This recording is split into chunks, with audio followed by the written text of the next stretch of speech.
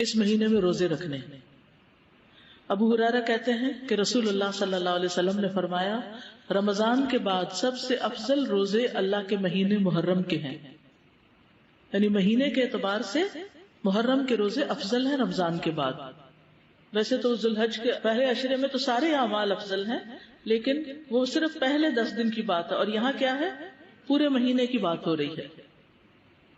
لیکن یہ بات ثابت ہے کہ نبی صلی اللہ علیہ وسلم نے اس پورے مہینے کے روزے نہیں رکھے، یعنی کمپلیٹ نہیں کیا محرم کو. اس سے اس مہینے کے روزوں کی ترغیب تو ملتی ہے، لیکن پورے مہینے کے روزوں کی پابندی نہیں. خصوصاً عاشورہ کا روزہ، 10ویں تاریخ کا روزہ. جب آپ سے اس دن کے روزے کے بارے میں پوچھا گیا تو آپ نے فرمایا یہ روزہ گزرے ہوئے 1 سال کے گناہوں کا کفارہ بن جاتا ہے. یعنی پچھلے محرم سے لے کے اب تک کے جو گناہ ہوں گے وہ انشاءاللہ معاف ہوں گے. صغیرہ گناہوں کی طرف اشارہ ہے. اللہ کے رسول صلی اللہ علیہ وسلم نے اس کے بارے میں فرمایا یقیناً عاشورہ اللہ کے دنوں میں سے ایک دن ہے، یعنی خاص دنوں میں سے. تو جو چاہے اس دن روزہ رکھے، جو چاہے چھوڑ دے. یعنی نفلی روزہ ہوگا، فرض نہیں ہے. رمضان کے روزے فرض ہونے سے پہلے یہ فرض تھا. ابن عباس سے روایت ہے، وہ کہتے ہیں کہ میں نے نبی صلی اللہ علیہ وسلم کو نہیں دیکھا کہ عاشورہ کے دن اور رمضان کے مہینے کے علاوہ کسی دن کو افضل سمجھ کر آپ نے اس دن کا روزہ رکھا ہو. تو اب آپ کو بات سمجھ آ گئی کہ 9 تاریخ کا جو روزہ ہے وہ نہ رکھا تو پھر اجر سے محرومی ہو سکتی. تو احتیاط کا تقاضا یہی ہے کہ 9 کا رکھا جائے. ساتھ دور نبوی میں بچے بھی عاشورہ کا روزہ رکھتے تھے، بچے بھی روزے رکھتے تھے. ربیہ بنت معوذ سے روایت ہے کہ نبی صلی اللہ علیہ وسلم نے عاشورہ کی صبح انصار کے گاؤں میں کہلا بھیجا جس نے صبح اس حال میں کی ہو کہ روزے سے نہ ہو تو وہ اپنا باقی دن پورا کر لے. یعنی درمیان میں بھی روزے کی نیت کی جا سکتی ہے، نفلی روزے کی. اور جو شخص روزہ دار ہو تو وہ روزہ رکھے، یعنی جسے نیت کر لی وہ پورا کرے.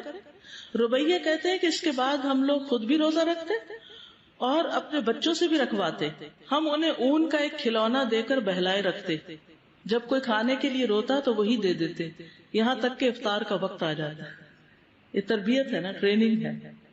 تو ضروری نہیں کہ ہر وقت جب بچہ روئے اس کو ضرور دودھ دیا جائے یا کھانے کو دیا جائے، تھوڑی دیر رونے بھی دیا جائے یا بہلا دیا جائے. اس دن کا روزہ جو ہے یہ مستحب ہے.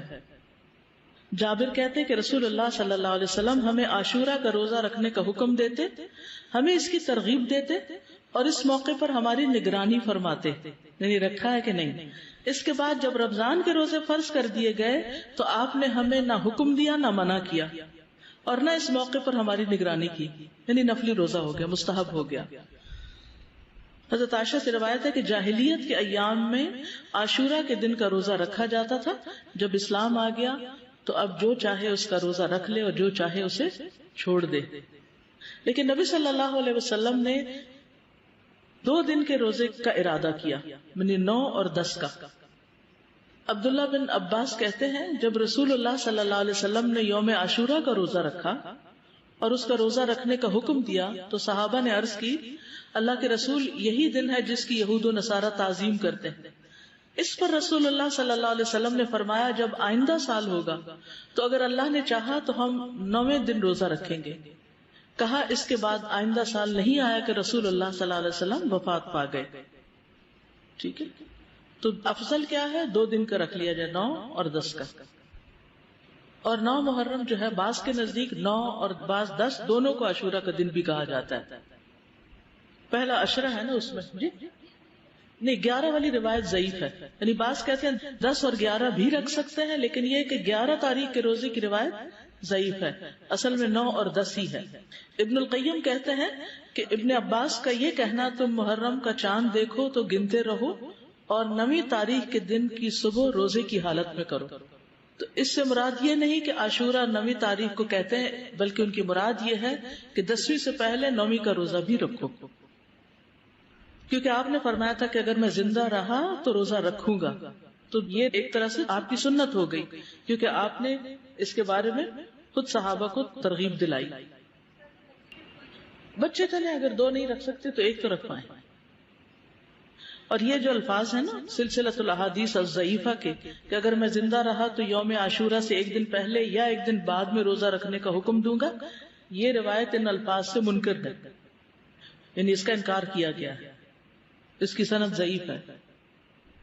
اسی طرح ابن عباس کا بھی ایک قول ہے جو نبی صلی اللہ علیہ وسلم سے وہ روایت کرتے ہیں کہ آپ نے فرمایا یہود کی مخالفت کرو اس طرح کہ ایک دن پہلے یا بعد کا روزہ رکھو، تو اس کی سند ضعیف ہے، تو اس لیے بعد والا نہیں۔